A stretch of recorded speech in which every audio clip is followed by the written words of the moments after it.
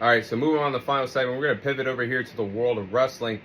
And in the final segment, I'll be sharing my WWE Wrestlemania 31 summary. So it's actually crazy. It's the 10-year anniversary. This marks 10 years that WrestleMania 31 took place all the way back in 2015. And when you look back at WrestleMania 31, how the card turned out, it goes down probably as a top 10 mania of all time based off the term events that happened, the title changes, and the matches that followed with the card. I think it's one of the best manias of all time, top 10 wise. But I'll go into detail of every match that was on the card. So to kick off the show, you had Daniel Bryan defeat Wade Barrett, Dolph Ziggler, Dean Ambrose, Luke Harper, R-Truth, and Stardust, aka Cody Rhodes, to win the Intercontinental title in a 7-man ladder match. So I thought this was a good ladder match to kick off the show. All 7 wrestlers did have a chance to shine in this ladder match. There were some really crazy spots as well. I mean, Wade Barrett hitting a superplex off Stardust off the top of the ladder. Then Luke Harper power bombing Dean Ambrose through a ladder, taking him completely out of the rest of the match. Then you have Wade Barrett hitting a bull hammer, his finisher, on Dolph Ziggler in midair as Dolph Ziggler was crashing down the ladder, got clipped with a bull hammer.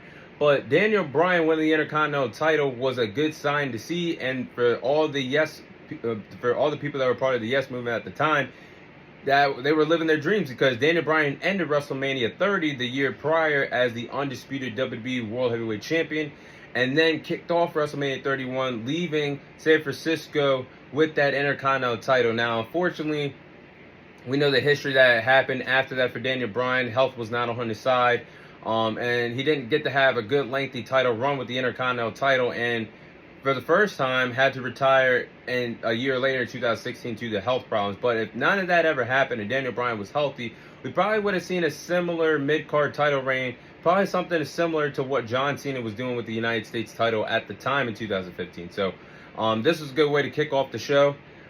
Next, you had Randy Orton defeat Seth Rollins. Now, the build-up over the months was pretty good, as Randy Orton and Seth Rollins were a part of the Authority. They were part of the Authority faction on Monday Night Raw. And they kicked out Seth Rollins. The group had Seth Rollins, Triple H, Kane, and Randy Orton, and several others. But they ultimately kicked out Randy Orton out of the group. And Seth Rollins, this was his first test, his first singles match at WrestleMania, going against one of the greatest of all time. And Seth Rollins at the time was green in the not green. I'll say green as a bona fide star. So he was still trying to figure his way as a main eventer. But having this test against Randy Orton was pretty good. And the match was good. I mean, it picked up in the flow of the match picked up in the second half of the match. Randy Orton hit false finishes. Randy Orton hit an RKO on Seth Rollins, and Seth Rollins hit the curb stomp. But Randy Orton hit the greatest RKO of all time. With Seth Rollins trying to hit his second curb stomp of the match, Seth Rollins leaped up in the air when he had Randy Orton down, tried to hit the curb stomp, and Randy Orton elevated him up in the air, caught him midair for the best RKO in history. I mean, Randy Orton was so stoked about it, he didn't even go for the cover. He was just so excited. The crowd was just behind him. You could tell he knew. I knew him and Seth practiced that for weeks building into Mania. For that spot to be that perfect, greatest RKO of all time. So that was a good feel moment for both wrestlers, but in the end, Orton getting the victory was the right call that night. So the next match you had Triple H versus Sting. Triple H defeating Sting in a no disqualification match. Now, in 2014, at Survivor Series, we got something that WWE fans never thought they would have gotten. That was the icon, the franchise, Sting debuting to WWE. And for the first time ever, Sting was in the WWE. We know he was the faithful hero of WCW. We know his work in TNA, but Sting appearing in WWE, it felt like we got let down because that was the perfect time to have Undertaker versus Sting at WrestleMania 31. Never happened. One of the biggest what-ifs in wrestling. But Triple H and Sting, they had a good Legends match. And they gave us a WWE versus WCW match with two legends, a part of the Monday Night Wars. And Triple H even, a small detail, Triple H even wrestled the match with a leg injury. I think he tore something in his leg throughout the match. If you look at his thigh, they were purple. He might have tore something, but towards the back end of the match, you had DX and NWO, the biggest factions of WWE and WCW during the Monday Night Wars collide with each other and have a moment in wrestling to help Triple H and Sting win the match. Ultimately, it was Triple H that got the better of Sting that night, but I think that was a perfect Legends match. But a complaint was Triple H was the wrong guy to go over. Sting, first WrestleMania match, only WrestleMania match, should have got the victory, and Triple H going over that night kinda still doesn't seem right 10 years later, but it was a good feel moment to have legends like that a part of that match. Legends like Hulk Hogan, Kevin Nash, Scott Hall, Shawn Michaels, Billy Gunn, X-Pac, all a part of that moment. So, and it was a feel-good moment to have Triple H and Sting shake hands after the match as well. But great Legends match, but wrong winner that night. You also had the only women's match on the card. AJ Lee and Paige defeat the Bella Twins in tag team action.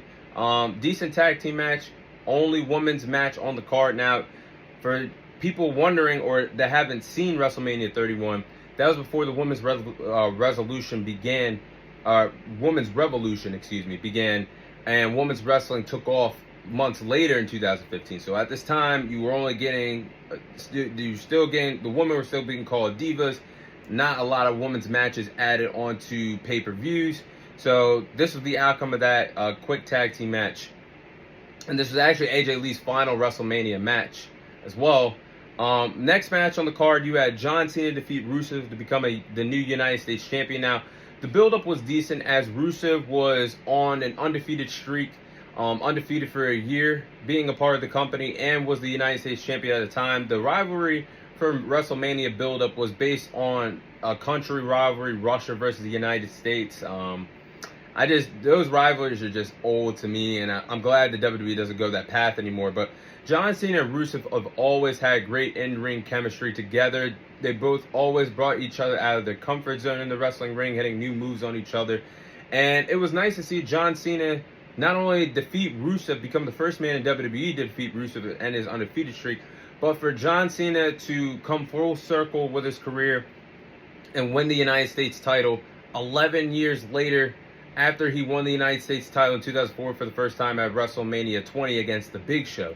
So when John Cena held that title, he carried basically Monday Night Raw in 2015, making that United States title feel like a world title with open challenges and great open challenge matches against Sami Zayn, Neville, Cesaro, Kevin Owens. I mean, he elevated that title, made it feel prestigious. And it seemed like he put the work into that, making that title feel prestigious, like he did when he first won his first title all the way back in 2004. So Cena did a good job elevating that title at the time. Next match, you had The Undertaker defeat Bray Wyatt. Now, I think Undertaker's WrestleMania streak should have never ended. And I think that's one of the worst booking decisions of all time, having Brock end the streak at WrestleMania 30. But if anybody was going to end the streak, Bray Wyatt was a perfect candidate because he was the Eater of Worlds, the new face of darkness at the time. Long live Bray Wyatt. I mean, he was so creative as a wrestling mind. And I think it would have been a perfect opponent to end the streak, end Undertaker's streak. But the story was Bray Wyatt trying to bring The Undertaker back, trying to bring The Undertaker to show himself and wrestle again at WrestleMania after his streak ended at WrestleMania 30. So the two had a pretty good match, and when you look back at the documentations, the documents for this build-up, Undertaker was nervous in the backstage area, and Brock Lesnar was the one that gave him a confidence boost to have him be motivated going out there. I think Bray Wyatt brought the best out of Undertaker that night. An Undertaker that you could tell was not 100%, dealing with the injuries and the longevity of doing it for so long. The Undertaker did look good in this match, and there was some good near falls. I mean, the Undertaker hitting 2 tombstones of Bray Wyatt to get the job done was good enough that night, but again, the streak should never ended. But Taker did look good and his return back to the ring a year prior after that. And in the main event, you had Seth Rollins cash in on Roman Reigns and Brock Lesnar to become the new WWE champion. Now, this was the heist of the century when Seth Rollins cashed in his WWE Money in the Bank contract on Roman Reigns and Brock Lesnar. But before that moment happened, it was the first WrestleMania main event match between Brock Lesnar and Roman Reigns, and probably their best WrestleMania match of a overdue rivalry that we got thrown in our face several times thanks to Vince McMahon. And it's crazy that Roman Reigns is actually main eventing his 10th WrestleMania this year. But this match between Roman Reigns and Brock Lesnar was probably one of the best matches of their rivalry.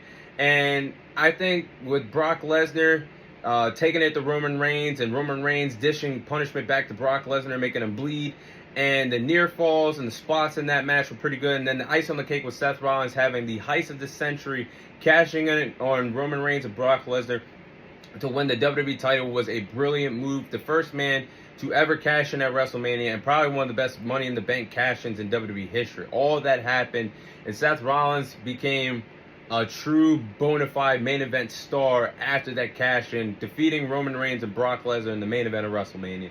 And the rest was history, because Seth Rollins is gone down, it will go down as one of the greatest of all time. And with all those moments and those iconic title changes, that's why you have to put this WrestleMania top 10 in your manias of all time.